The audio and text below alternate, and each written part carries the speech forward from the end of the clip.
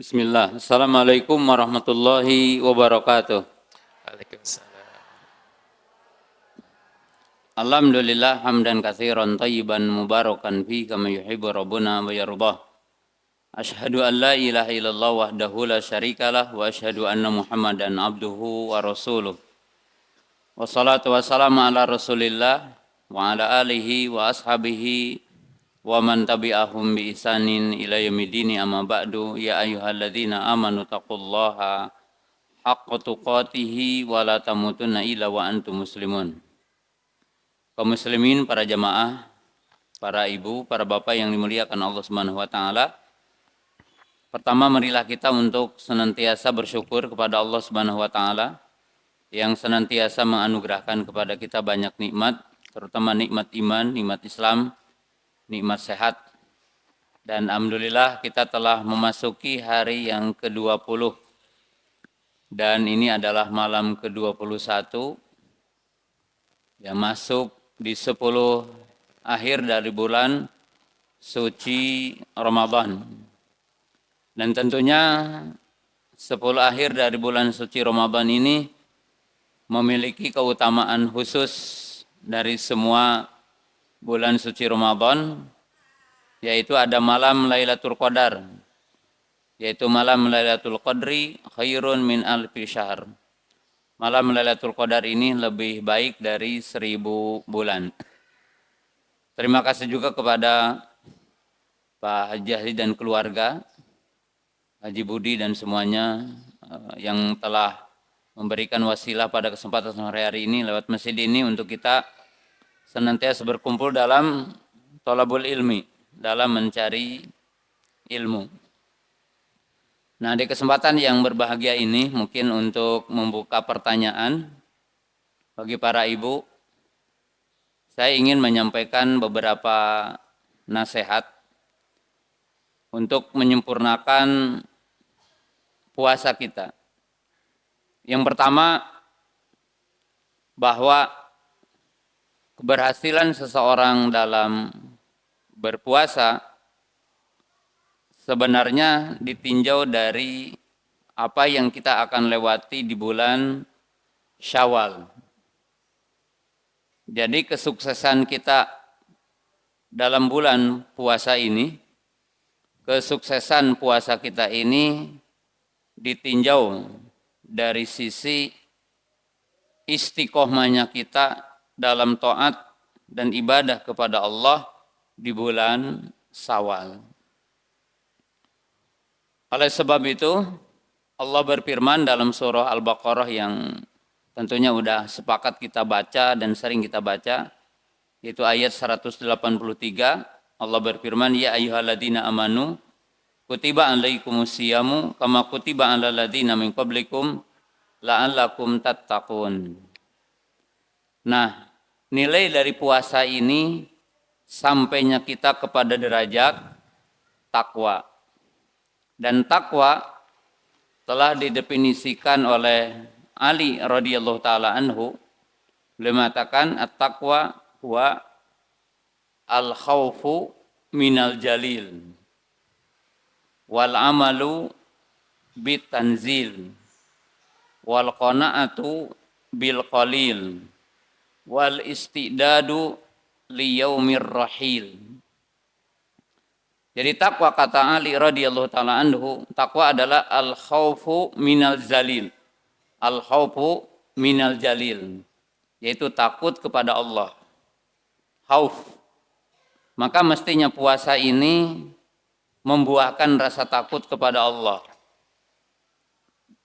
Yang kedua, al amalu bitanzil. Takwa itu intinya adalah beramal dengan Quran dan hadis-hadis Nabi. Artinya beramal dengan wahyu yang Allah Ta'ala turunkan kepada Nabi kita Muhammad sallallahu alaihi wasallam. Dan wahyu itu adalah Al-Quran, kemudian sunnah.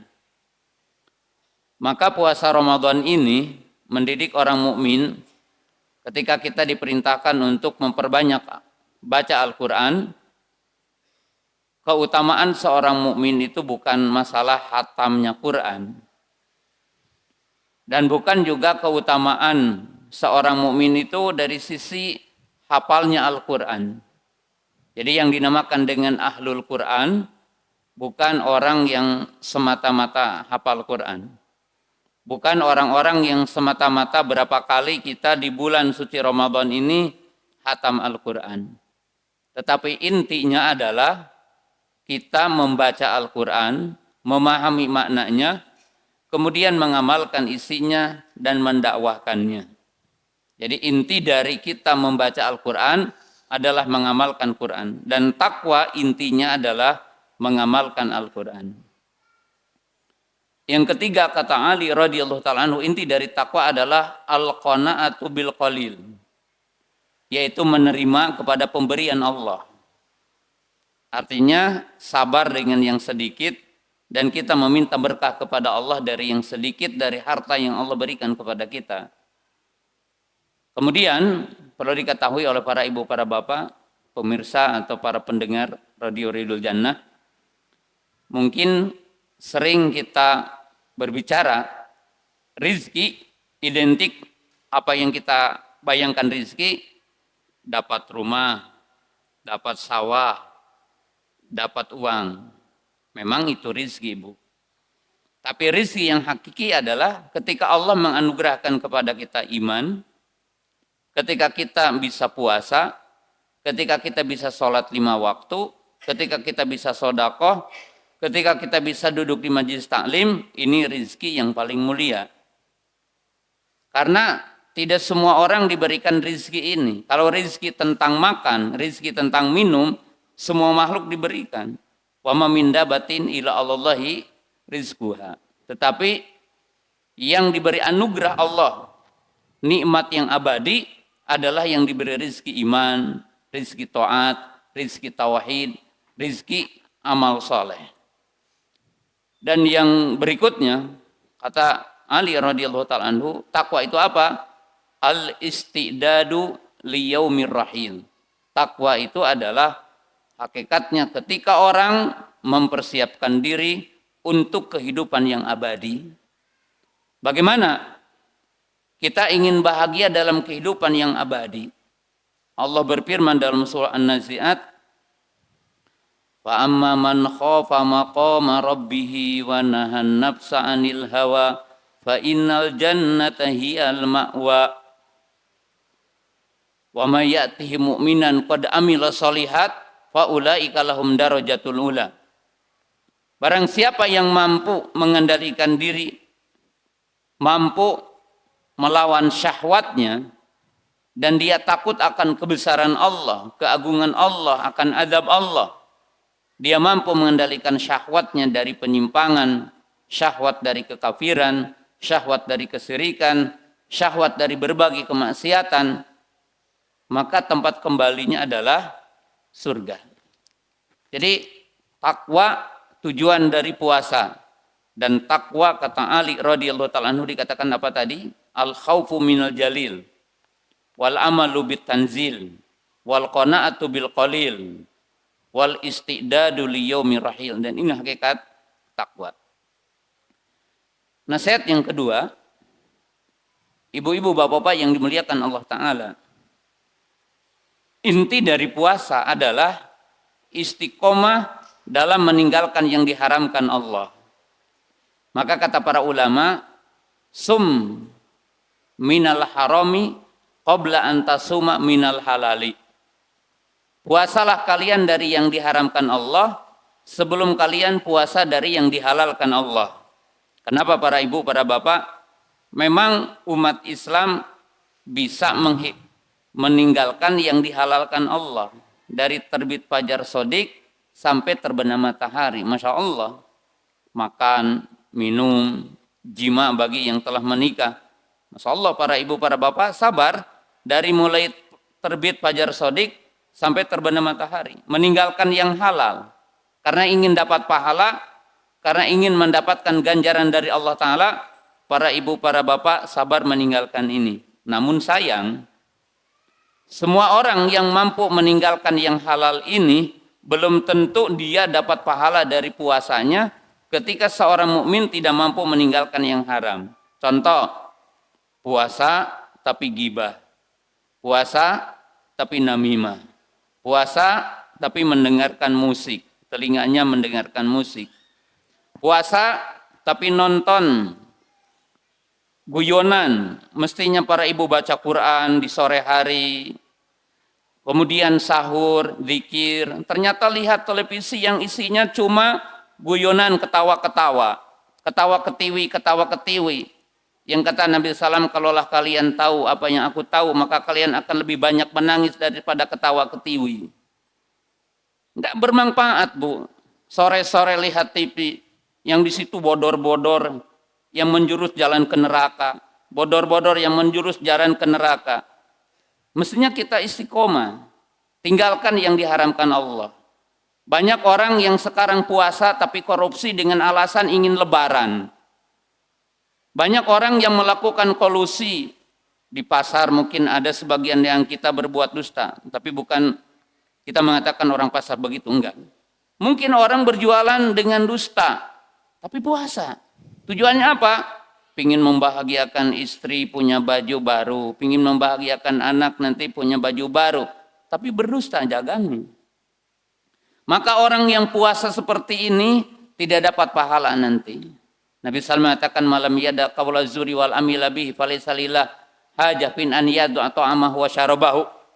Jadi barang siapa yang puasa tapi tidak meninggalkan ucapan zur, ucapan dusta, ucapan namimah, ucapan ghibah, menuduh orang, bikin status di IG atau status di YouTube dan sebagainya, yang menuduh orang, yang membicarakan orang lain tanpa bukti, maka semuanya ini pembatal pahala-pahala puasa kita. Maka kata para ulama, puasa dulu dari yang haram sebelum Anda puasa dari yang halal. Itu nasihat yang kedua. Nasihat yang ketiga, yang terakhir, untuk membuka. Para ibu yang dimuliakan Allah Ta'ala, di bulan puasa dibukakan pintu surga. Sebagaimana dalam hadis, idza dakhala ramadhanu futihat abwabul jannah. Apabila masuk bulan Ramadan, maka dibukakan pintu-pintu surga. Yang dimaksud dibukakan pintu surga hakikat, karena memang surga punya pintu-pintu. Wasiqal ladzina taqaw rabbahum ilal jannati zumara hatta idza ja'uha wa futihat abwabuha. Jadi surga ini punya pintu-pintu. Maka dibukakan Allah di bulan Ramadan ini. Allah membukakan pintu-pintu surga. Tapi yang kedua maknanya, dibukakan pintu surga, yang dimaksud apa? Allah mensyariatkan banyak amal soleh yang menyebabkan orang bisa masuk surga lewat pintu-pintu itu. Qala Nabi sallallahu alaihi wasallam, inna fil jannati samaniyata abwab minhu yuqalu lahu rayyan. Sesungguhnya surga itu punya 8 pintu. Dan salah satu pintunya namanya ar-rayyan. La yadkhuluhu ila shaimun. Yang tidak akan lewat dari pintu ini kecuali orang yang puasa.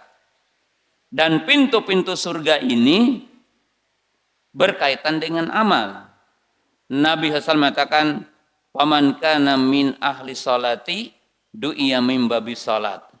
Wa man kana min ahli sadaqati du'iya min babi sadaqah. Wa man kana min ahli jihadi du'iya min babil jihadi. Wa man kana min ahli rayani du'iya min babir rayan." Kata Nabi SAW, barang siapa di antara kita dari ahlu salat, menjaga salat 5 waktu, qobliyah, ba'diyah, salat malam, qiyam Ramadan, tarawih, maka Allah akan menyediakan bagi orang tersebut pintu surga yang namanya babus salat. Jaga salat 5 waktu, jaga qobliyah ba'diyah, jaga salat tarawih, kemudian istiqomah setelah bulan Ramadan ini, maka disediakan pintu yang namanya babus salat. Barang siapa di antara kita dari ahlu sedekah, bagaimana ahlu sedekah? Tunaikan zakat, bersedekah, berbagi dengan fakir miskin, maka kita disediakan pintu namanya pintu sedekah. Ketiga, pintu jihad. Barang siapa yang berjihad di jalan Allah, berjihad dengan tingkatan-tingkatan jihad, maka kita akan diseru dari pintu jihad. Barang siapa di antara kita dari ahlu puasa, maka akan diseru dari pintu puasa, pintu rayyan. Tunaikan puasa Ramadan, tunaikan puasa Senin, tunaikan puasa Kamis, atau puasa Daud, atau puasa Syawal nanti 6 hari, atau puasa Bid, ya, 13, 14, 15, maka akan disediakan pintu namanya rayyan. 4 pintu, Bu. Pintu yang lainnya disebutkan pintu al-walid. Pintu al-walid adalah pintu bagi setiap orang yang berbakti kepada dua orang tua. Tidak durhaka kepada orang tua, taat kepada orang tua dalam yang bukan maksiat kepada Allah, maka disediakan pintu al-walid, 5 pintu. Pintu yang keenam adalah pintu bagi ahlu dzikir. Salah satunya adalah menjaga la haula wala quwata illa billah. Di mana Nabi sallallahu alaihi wasallam mengatakan, maukah kalian aku tunjukkan kepada pintu, yaitu pintu la haula wala quwata illa billah. Dalam sehari minimalnya orang mukmin 20 kali mengatakan la haula wala quwata illa billah. Jawab Pak, Bu, adzan. Hayya 'alas shalah, hayya 'alal falah. Ya, setiap kali adzan, muadzin dengarkan seksama, jawab seperti apa yang dikatakannya, dan kita mengatakan la haula wala quwata illa billah 4 kali. Kali 5, 20 kali. Maka akan disediakan pintu namanya pintu la haula wala quwata illa billah. Dan ada pintu namanya babul aiman. Bagi siapa? Bagi yang mentauhidkan Allah. Itu dikatakan oleh Nabi SAW, akan ada 70.000 di antara umatku yang dia masuk surga dengan tanpa adab dan hisab. Dan dia akan masuk dari babul aiman. Dan dia akan dipersilahkan dari 8 pintu yang lainnya. Babul aiman. Bagi siapa? Bagi ahlu tauhid. 7 pintu. Pintu yang ke-8 apa? Pintu semua amal soleh, kata para ulama. Sebagian para ulama mengatakan adalah pintu haji. Ya. Maka kaum muslimin, jamaah yang dimuliakan Allah Ta'ala, siapa yang ingin ditunjukkan ke pintu-pintu surga dan sukses mendapatkan pintu-pintu surga, pada intinya perbanyaklah amal soleh. Juga harus bisa menahan dari hal-hal yang diharamkan, termasuk yang mubah mungkin tadi ya. Nah itulah definisi puasa yang harus kita lakukan. Tadi Ustadz bahwa nanti kalau kita benar-benar puasa, ini Pak Ustadz, kita kalau benar puasa yang tadi menahan dari yang haram, dari yang mubah, kemudian yang lainnya, tapi tanpa amal yang soleh, amal soleh yang biasa Pak Ustadz misalkan. Itu apakah memang tadi Kak Ustadz dikatakan yang puasa adalah surga ar-rayyan ya? Nah, surga ar-rayyan. Nah itu apakah bagi yang puasa cukup puasa saja tanpa amal diiringi dengan amal soleh yang lain, tapi benar-benar puasanya, gitu kan? Nah, apakah dengan puasa Ramadan atau juga dengan puasa sunnah ini jadi surga ar-rayyan itu bagi yang Ramadan atau puasa yang lain atau seperti apa gitu? Iya. Amal yang menyertai puasa tentunya ada 2 jenis. Jadi amal yang menyertai puasa itu ada 2 jenis. Jenis yang pertama, amal yang justru menjadi kaitan dari puasa itu. Amal yang menjadi syarat diterimanya puasa, yaitu sholat. Jadi kalau orang mukmin ada yang puasa tetapi tidak sholat 5 waktu, maka puasanya tidak diterima. Jadi puasanya tidak diterima. Karena sholat itu kalau bisa dikatakan gantungan semua amal gitu. Jadi kalau ada orang puasa, sedekah, ke haji, tapi tidak sholat 5 waktu, maka tidak akan diterima semua ibadahnya. Karena dalam hadis ya dengan jelas Nabi SAW mengatakan man taraka sholatal asri ta'amudan habita amaluhu wa fi riwayatin ka'annahu wutira ahluhu. Barang siapa yang meninggalkan sholat asyar dengan sengaja, maka akan batal amalnya. Dalam satu riwayat seperti yang kehilangan semua harta keluarganya. Ya. Jadi kalau puasa tapi tidak sholat. Yang kedua, amalan-amalan yang tentunya menyempurnakan dari hakikat puasa itu. Jadi amalan-amalan yang hakikatnya menyempurnakan dari puasa itu, ya seperti berpuasa kemudian bersedekah, gitu kan? Puasa kemudian berbagi untuk buka, maka puasanya akan sempurna. Puasa menunaikan sholat-sholat ba'diyah, qabliyah. Puasa dibarengi dengan sholat tarawih, gitu kan? Man qoma ramadhana imanan wa ihtisaban ghufira lahu ma taqaddama min dhanbihi. Jadi di sini adalah amal-amal, jadi amal soleh. Nah, kemudian ada sisi lain, ada sesuatu yang merupakan hakikat buah dari puasa itu. Jadi hikmah dari puasa itu. Contoh, puasa menghasilkan empati. Puasa menghasilkan penahanan diri dari syahwat. Nah, ini tentunya memberikan pengaruh kepada kesempurnaan puasa dan bahkan hilang pahalanya. Contoh, puasa ini kan membangun empati, bukan membangun simpati. Apa sih bedanya simpati dengan empati? Kalau simpati ini gini kalau bahasa Indonesia ya.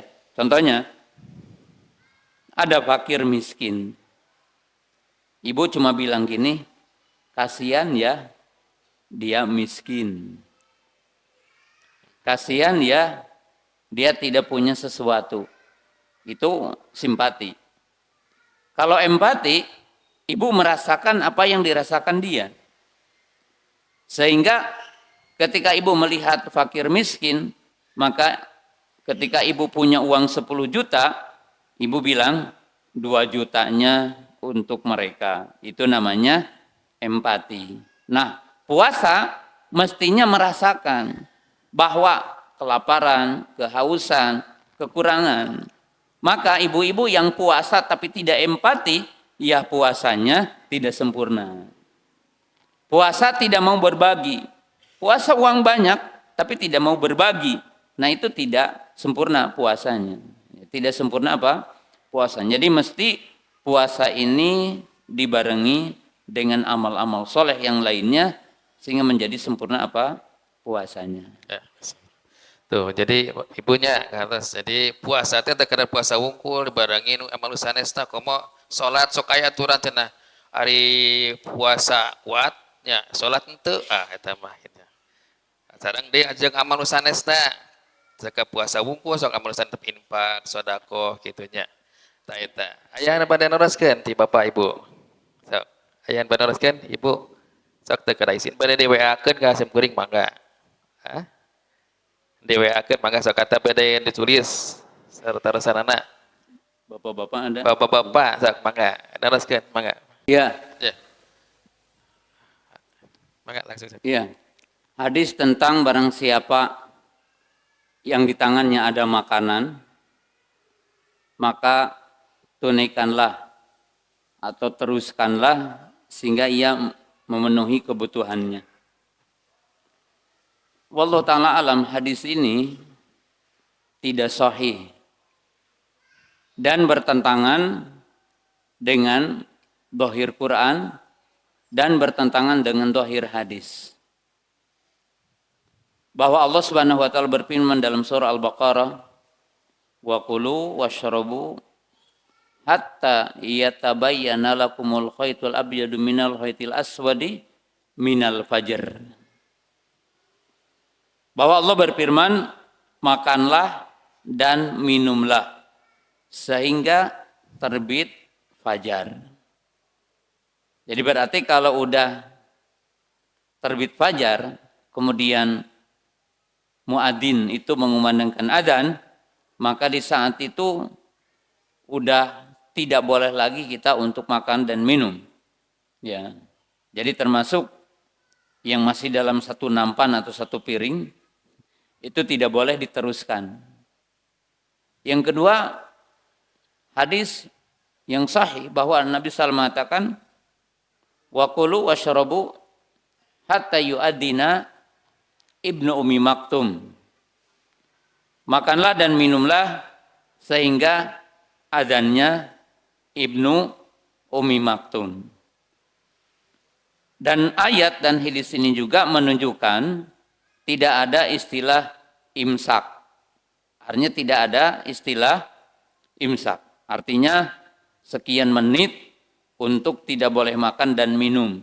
Kan ada imsak, ada subuh. Tidak ada istilah imsak.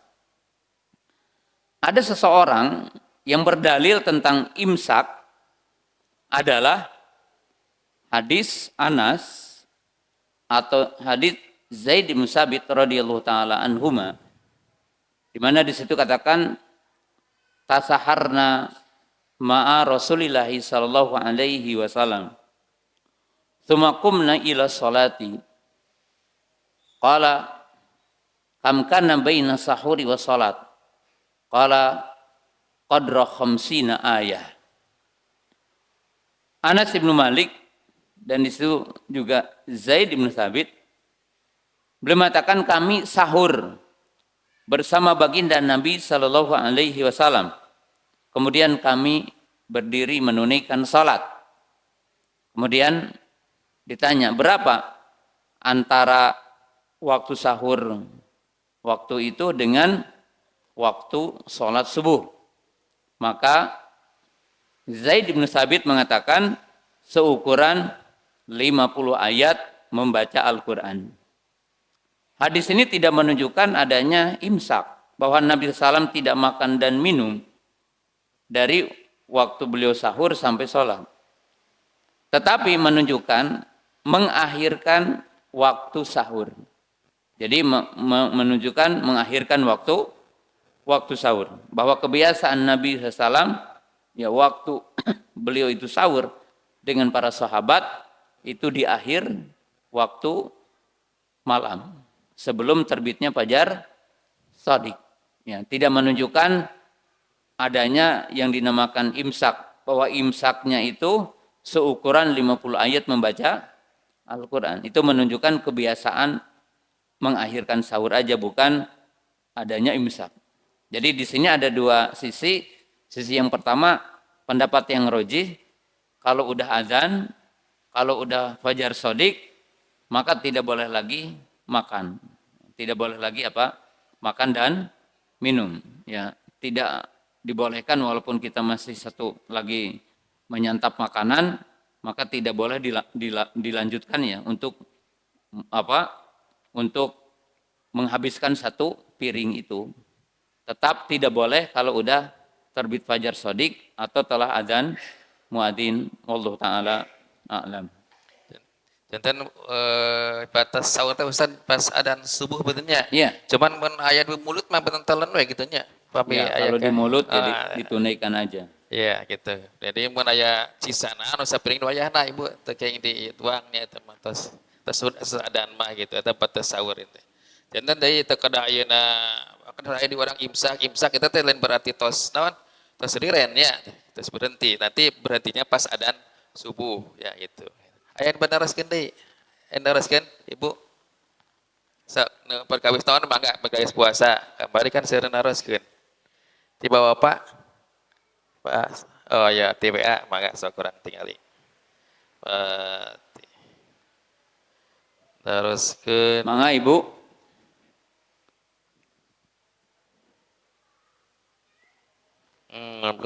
Keutamaan puasa Syawal yang langsung 6 hari dengan yang dicicil, ya pahalanya ada perbedaan. Jadi puasa Syawal urusan ada dicicil gitu yeah. Atau yang sekaligus 6 hari. Hadis man shoma ramadhana thumma atba'ahu sittan min syawalin kana lahu kasiyami dahar. Baginda SAW mengatakan barang siapa yang berpuasa Ramadan kemudian diikuti 6 hari dari bulan Syawal, maka baginya pahala seperti pahala puasa setahun. Dan hadisnya adalah sahih. Lalu bagaimana tata cara kita menunaikan 6 hari di bulan Syawal? Yang pertama, la yajuzu ibtida'u shaumi Syawal fi yaumil id bil ijma. Yang pertama, tidak boleh melakukan puasa Syawal pada hari raya berdasarkan ijma.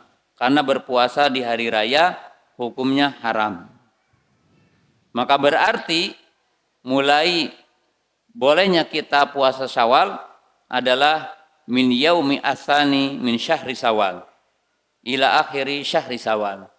Maka bolehnya kita memulai puasa Syawal adalah dari tanggal 2 sampai akhir dari bulan Syawal. Itu yang pertama. Jadi pahami dulu. Yang kedua, al-afdal ba'da adai faraid liman kana lahu qada. Liman kana lahu qada. Yang kedua, lebih baik menunaikan wajib dulu sebelum dia menunaikan 6 hari. Jadi kalau bapak atau ibu punya 2 hari umpamanya sempat sakit, ya maka tunaikan dulu qada. Tunaikan dulu yang wajib sebelum yang mustahab. Jadi tunaikan yang wajib sebelum yang mustahab. Jadi kalau kita qada dulu ajalah 3 hari, setelah itu kita puasa 6 hari berarti jadi 9 hari. Itu lebih afdal. Wa yajuzu taqdimu Syawal qabla al-qada ala qauli rajih min aqwalil ahli ilmi. Dan boleh menurut pendapat yang roji mendahulukan yang mustahab ini yaitu 6 hari sebelum kita mengqadha. Kenapa? Karena qadha waktunya luas dan puasa 6 hari waktunya sempit. Jadi tidak mengapa seseorang melaksanakan yang mustahab 6 hari ini sebelum dia qadha. Sebelum dia qadha. Karena qadha waktunya adalah luas. Ya. Kemudian al-afdal anna lahu an yasuma sitata ayyamin mutawaliyah dunal fasal. Berikutnya yang roji, yang lebih afdal 6 hari berturut-turut. Jadi 6 hari berturut-turut, ya. Jadi 6 hari berturut-turut. Karena memang dhahir hadisnya seperti itu. Wa yajuzu bil fasal, dan boleh dengan cara kita itu memisahkan. Hanya 2 hari dulu buka, besoknya 2 hari lagi, atau sehari puasa, sehari buka, sehari puasa, sehari buka, tidak mengapa.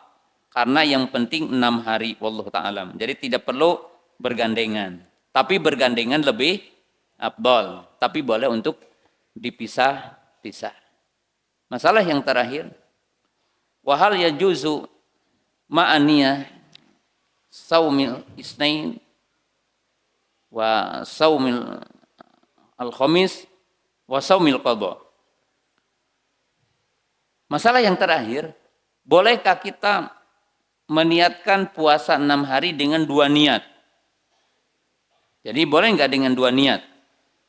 Seperti apa dengan 2 niat? Dengan 2 niat ada 2. Boleh enggak niat qadha, niat puasa 6 hari? Jadi ibu umpamanya tadi punya qadha karena haid 5 hari umpamanya, atau 6 hari. Kemudian puasa qadha dengan niat puasa Syawal. Ar-raji min aqwalil ahli ilmi la yajuz. La yajuju al-jam'u bainal faraid wan nawafil. Ala qawri raji min aqwalil ahli ilmi. Ini tidak boleh menurut pendapat yang kuat dari kalangan para ulama. Tidak boleh menggabungkan antara puasa wajib qadha dengan puasa 6 hari. Karena ya yang wajib dengan mustahab itu berbeda dan tidak boleh apa? Disatukan niatnya dengan 2 niat. Bolehkah kita niat puasa 6 hari dengan puasa sunnah? Contoh, ibu mulai dari hari Senin, berarti kita 2 niat. Niat puasa Senin, niat puasa Syawal.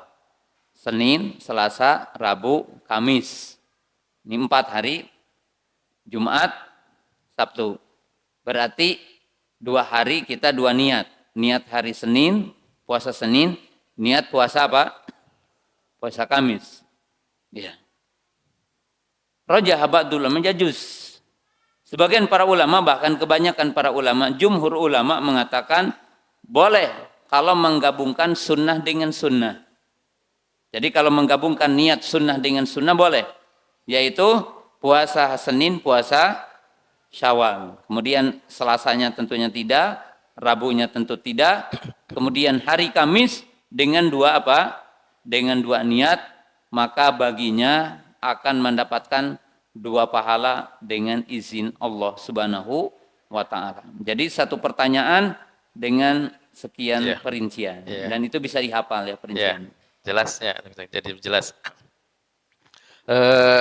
Ini Ustadz, saya juga penasaran nih menanyakan tentang tadi surga, bahwa orang puasa itu nanti ada panggilan pintu surga Ar-Rayyan. Ya. Bisa minta apa gambaran Ustadz nih, surga Ar-Rayyan teh nu kumaha saperti sumata supaya orang teh aya semangat, oh sudah Ar-Rayyan mah aya nu angon gitu. Pintu bukan pintu surga. Pintu surga. Pintu Ar-Rayyan. Kenapa nama-nama pintu surga untuk puasa beda dengan pintu-pintu lain? Kalau pintu lain kan identik dengan nama ibadahnya. Pintu sholat, pintu sodako, pintu jihad, pintu al-walid, dan seterusnya. Tapi untuk puasa tidak dinamakan babu siam, tetapi babu royan. Ini identik karena puasa itu kan lapar, haus ya. Ariyu itu sumber air. Para ulama mengatakan bahwa pintu royan, maka ketika kita masuk itu udah disediakan air, sungai. Karena orang mukmin di dunia ini kelaparan, kehausan, maka pahalanya identik. Al-jaza min jinsil amal, bahwa pahala itu sesuai dengan amal-amal kita di dunia. Ya. Dan air yang akan didapatkan di surga, itu ada beberapa jenis air yang kita akan dapatkan nanti setelah kematian. Jadi setelah kita mati akan mendapatkan air di beberapa momen. Satu, di padang mahsyar. Di padang mahsyar bagi ahlu ta'at, ahli sunnah, itu ada yang dinamakan haud, telaga. Kan Bu, kita dikumpulkan dari alam kubur dalam keadaan telanjang, tidak bersandal, matahari mendekat 1 mil, setiap manusia akan berkeringat sesuai dengan amalnya. Maka disediakan haud yang disebutkan dalam hadis-hadis Nabi, tuluhu masiratu syahrin, wa irduhu masiratu syahrin, ma'uhu abyadu minal laban, ahallu minal asal, aniyatuhu ka'adadi nujumu minas sama, man syariba minhu lam yadma abada. Jadi di Arsatul Qiyamah, di padang mahsyar itu ada haud Nabi, telaga Nabi yang lebarnya 1 bulan perjalanan orang, kemudian panjangnya 1 bulan perjalanan orang. Airnya lebih putih dari susu, lebih manis dari madu. Cerek-cereknya, gelas-gelasnya gemerlapan bagaikan bintang-bintang di langit. Barang siapa yang meminumnya tidak akan haus selamanya.